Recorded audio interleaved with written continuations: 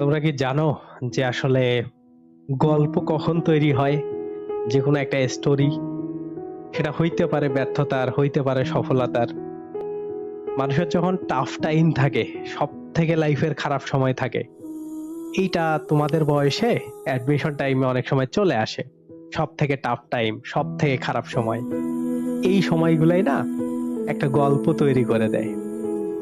গল্পটা কিসের জানো? যে তুমি আসলে যে সাকসেস হবাই, বা তুমি যে আসলে চান্স পাবাই, বিষয়টা এমন না। চান্স না পাইলেও সব থেকে ভালো গল্পগুলা তৈরি হয়।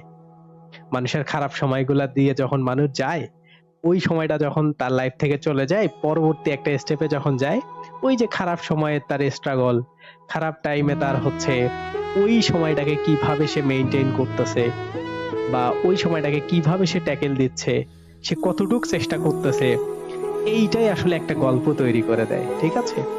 তো দিন শেষে যেন এই গল্পটা নিজেকে বলতে পারো যে আমার একটা গল্প আছে,